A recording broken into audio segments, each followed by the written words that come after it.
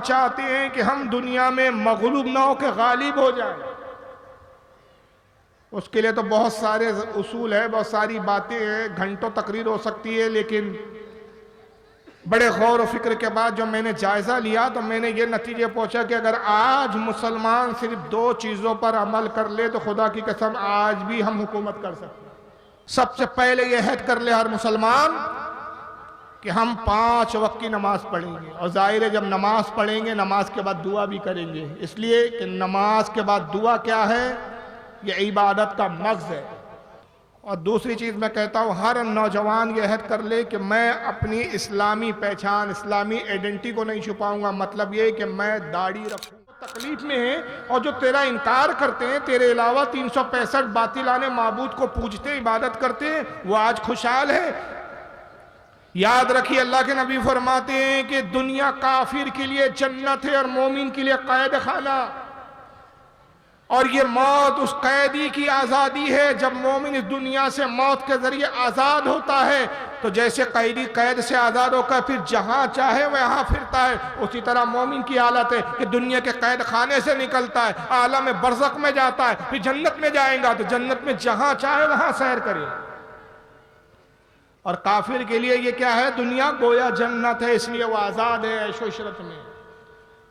तो हमें काफिर को देखकर एहसास कमतरी नहीं करना है, बल्कि हमें अपनी इस्लाह करना है। और इस कैद खाने में जो तकलीफ का दौर है, हमें सब्र तहम्मुल के साथ अल्लाह की बारगाह में रुजू करते हुए गुजारना है।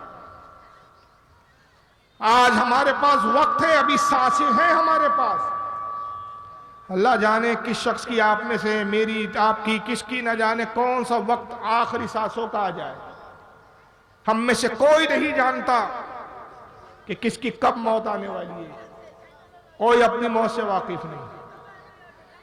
इसलिए आज हमें अपनी इस्लाह की जरूरत है। अगर हम चाहते हैं कि हम दुनिया में मगलूब ना हो के गालिब हो जाए, उसके लिए तो बहुत सारे उसूल है, बहुत सारी बातें हैं, घंटों तकरीर हो सकती है, लेकिन बड़े गौर और फिक्र के बाद जो मैंने जायजा लिया तो मैंने ये नतीजे पहुंचा कि अगर आज मुसलमान सिर्फ 2 चीजों पर अमल कर ले तो खुदा की कसम आज भी हम हुकूमत कर सकते हैं। और वो जो हम पर जालिम हाकिम है, हमारे महकूम हो सकते हैं। सिर्फ 2 चीजें मुसलमान अहद कर ले, सिर्फ 2 चीजें। एक ये कि हर मुसलमान अहद कर ले कि 5 वक्त नमाज में पाबंदी के साथ पढ़ूंगा, एक वक्त की भी नमाज नहीं छोड़ी। खुदा की कसम सिर्फ नमाज का अहद कर लिया, बाकी गुनाह खुद ब खुद छूटते जाएंगे। इसलिए कि नमाज की बरकती वो है। अल्लाह फरमाता है कि नमाज हर बुराई और बेहयाई से रोकती है। इसलिए कि बंदा जब नमाजी हो जाता है तो गुनाह फिर यूं छूटने लगते हैं कि जब गुनाह करता है तो ख्याल आता है कि ऐ शख्स, मुझे अपने आप पर शर्म आनी चाहिए कि मैं गुनाह करूं और फिर अल्लाह की बारगाह में जाके सजदा भी करूं। कल रब तबारक व तआला ने इसके बारे में सवाल कर लिया तो क्या जवाब दूंगा। लोग फिर इस तरह से उसको टोकते हुए भी नजर आते, जनाब ये गुनाह करते हो, नमाज पढ़ते हो 5 वक्त की और गुनाह करते हो। तो लोगों का ख्याल, लोगों के कहने और तंज ताने का डर, ये चीज भी उसको गुनाहों से रोक देता है। अल्लाह की बारगाह में हाजिरी की का जो है उसको खौफ, और अल्लाह की बारगाह में शर्मिंदगी का खौफ, ये भी उसको गुनाहों से रोक देता है। तो नमाज एक ऐसी चीज है कि जो उसको मुत्तकी और परहेजगार तो बनाती ही है, साथ में उसको गुनाहों से भी बचाती है। सबसे पहले यह अहद कर ले हर मुसलमान कि हम 5 वक्त की नमाज पढ़ेंगे, और जाहिर है जब नमाज पढ़ेंगे नमाज के बाद दुआ भी करेंगे, इसलिए कि नमाज के बाद दुआ क्या है, यह इबादत का मग़ज़ है। और जब दुआ करेगा बंदा तो यकीनन फिर अल्लाह से तौफीक भी मांगेगा, अपने गुनाहों की मग़फ़िरत भी तलब करेगा, तौबा भी करेगा। तो पहली चीज बंदा अहद कर ले, पहली चीज कि मैं 5 वक्त की नमाज पढ़ूंगा।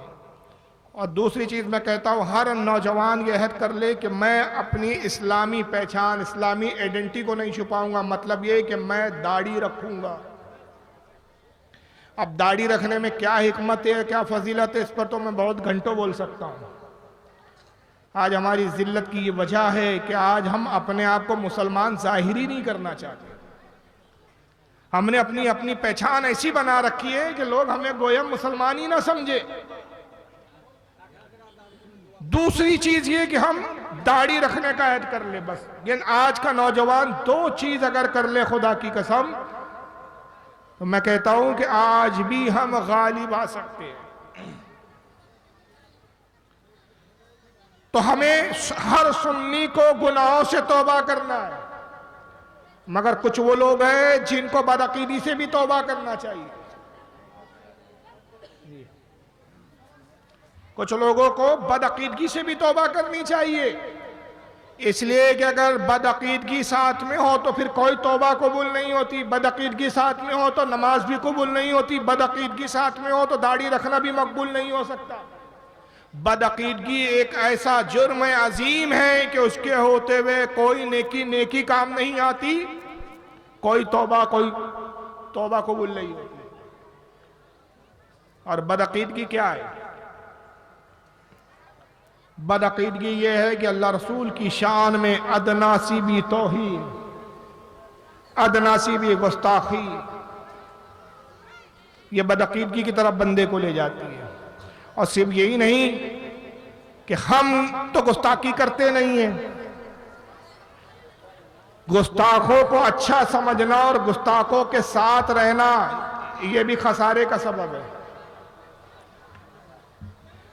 तारीख के अंदर एक वाकया मिलता है, इसको हजरत अल्लामा नकी अली खां रहमतुल्लाह अलैह ने अपनी तफसीर, एक सूरह की तफसीर लिखी, सूरह अलम नशरा की तफसीर, जिसका नाम है अल कलामुल औज़ा फी तफसीर सूरह अलम नशरा। और भी उलमा ने लिखा है, मैं उस किताब के हवाले से भी आपके सामने वाकया पेश कर रहा हूं। हज़रत शमून अलैहिस्सलाम एक नबी गुजरे मूसा अलैहिस्सलाम की कौम में, बाद में 6 लाख लोगों की आबादी थी हज़रत शमून अलैहिस्सलाम। पहले अलग अलग इलाकों में मुख्तलिफ अंबिया भेजे जाते थे, एक वक्त में 1 से ज्यादा भी नबी होते थे। सिर्फ हमारे नबी पाक सल्लल्लाहु अलैहि वसल्लम एक ऐसे वाहिद रसूल और नबी है कि उनके ज़माने में उनके अलावा ना नबी है ना रसूल है। वरना पिछली उम्मतों में, पिछले दौर में, पिछले अदवार में ऐसा भी हुआ कि रसूल भी है, कुछ नबी भी है, एक साथ कई नबी है। जैसे हज़रत इब्राहीम अलैहिस्सलाम, उन्हीं के ज़माने में उनके बेटे ईसाक अलैहिस्सलाम भी है, हज़रत इब्राहीम क्या नाम है, हज़रत इस्माइल अलैहिस्सलाम भी है, हज़रत लूत अलैहिस्सलाम भी है। लूत अलैहिस्सलाम भी नबी है, इस्माइल अलैहिस्सलाम भी नबी है, ईसाक अलैहिस्सलाम भी नबी है, खुद हज़रत इब्राहीम अलैहिस्सलाम भी नबी है। एक वक्त में कई नबी होते थे। मूसा अलैहिस्सलाम के ज़माने में मूसा अलैहिस्सलाम रसूल भी है, नबी भी है। उन्हीं के ज़माने में हज़रत हारून अलैहिस्सलाम भी नबी है, हज़रत शमून भी है, हज़रत यूशा भी है। हज़रत यूशा अलैहिस्सलाम, शमून नहीं, मैं गलत बोल गया, माफ़ी चाहूँगा। यूशा अलैहिस्सलाम 6 लाख की आबादी थी इनकी। 3 लाख लोग ईमान लाए, 3 लाख लोगों ने ईमान लाने से इनकार कर दिया। हज़रत यूशा ने समझाया, बहुत समझाया, कई साल समझाया उस कौम को जो ईमान नहीं लाए। जब नहीं लाए, नाफरमानी पर अड़े रहे, जिद पर अड़े रहे, हज़रत यूशा अलैहिस्सलाम उस कौम से मायूस हो गए कि अब ये हिदायत नहीं पाने वाली। तो अल्लाह से दुआ की, मौला इस कौम पर अजाब नाजिल कर, ये 3 लाख जो तेरे नाफरमान हैं इन पर अजाब भेज। और रब ने फरमाया, यूशा तन्हा अपने इस कौम को छोड़कर निकल जाओ, पूरी कौम पर अजाब भेजा जाएगा। हज़रत यूशा अलैहिस्सलाम हैरान हो गए, सजदे में गिरे, मालिक कायनात, ये 6 लाख में 3 लाख तो फरमाबरदार है, 3 लाख ईमान लाने वाले हैं, 3 लाख नाफरमान है। ऐ रब्बे कदीर, तू पूरी कौम को तबाह फरमाएगा, नेकोकारों को भी, अहले ईमान को भी। अल्लाह ने फरमाया, हाँ यूशा, ये 3 लाख जो ईमान लाए ये भी तबाह किए जाएंगे, इन पर भी अजाब आएगा। अर्ज किया, मालिक कायनात, इसका सबब क्या है? इरशाद रब्बानी, अल्लाह ने फरमाया, यूशा सुन, ये ईमान तो लाते हैं, इबादत तो मेरी करते हैं, मगर उन 3 लाख बेमानों से जो मुझे नहीं मानते, मेरी गुस्ताखी करते, मेरी तौहीनें करते, उन 3 लाख लोगों से ये अपने ताल्लुकात रखते हैं, रिश्तेदारियां करते हैं, दोस्तियां करते हैं, लिहाजा अजाब में ये भी उनके साथ शरीक हो। और नतीजा यही हुआ कि अजाब आया और पूरी 6 लाख की कौम पूरी तबाह बर्बाद हो गई। तो बदअकीदों की सोहबत में रहना भी बदअकीदगी की तरफ ले जाता है, अजाब का शिकार बनाता है। तो ये नहीं कि हम गुस्ताखी नहीं करते, ये काफी नहीं है। जो गुस्ताखी करते हैं उनसे भी बचना है। जो अल्लाह नबी की तौहीन करते हैं, अगरचे वो अपने आप को अहले ईमान कहें, उनसे भी परहेज करना है। नहीं, आवाज नहीं आ रही भाई, नहीं आ रहा, नहीं आ रहा भाई। वो पहले ही देख लिया, रोजाना का काम है ना, देख के समझ में आ जाता है कि वो उसकी हैसियत क्या है, चलेगा नहीं चलेगा, केवल ही नहीं है वो। तो बचना भी जरूरी है इन लोगों से। सिर्फ ये नहीं है कि अरे भाई उनका अमल उनके साथ, हमारा अमल हमारे साथ। तो नमाज पढ़ना है तो ये भी देखना है कि जिसके पीछे नमाज पढ़ना है वो उस लायक है कि नहीं कि उसके पीछे नमाज होंगी या नहीं। अगर वो खुदा ना खास्ता खुद बदअकीदा है, उसका अकीदा दुरुस्त नहीं, तो उसकी अपनी खुद की नमाज नहीं हो रही, तो आपकी उसके पीछे क्या नमाज होंगी। मैं आपसे एक मिसाल पूछता हूं, मुझे बताइए, एक शख्स, एक इमाम साहब है, नमाज पढ़ा रहे हैं, सुन्नी इमाम है, मान लीजिए हजरत मुफ्ती साहब की बिला, सुन्नी सही अकीदा है, आशिक रसूल है, मुत्तकी है, परहेजगार है, आलिम दीन है, और इनकी इक्तिदा में 1 लाख लोग नमाज पढ़ रहे हैं। इतनी कसीर जमात को नमाज पढ़ा रहे हैं। हजरत ने नमाज पढ़ाई, नमाज खत्म की और फिर ऐलान किया, कहा लोगों एक गलती हो गई, मैं शर्मिंदा हूं। हुआ ये कि जब मैं नमाज के लिए खड़ा हुआ तो मुझे तो ख्याल ये था कि मैं वुजू से हूं, लेकिन दौराने नमाज मुझे याद आया कि मैंने वुजू ही नहीं किया, बगैर वुजू के मैंने नमाज पढ़ा दी है। मुझे बताइए, आप मसला इतना तो जानते हैं कि वो 1 लाख लोग जो हजरत के पीछे नमाज पढ़ रहे थे, उनकी नमाज हुई या नहीं हुई? बोलिए,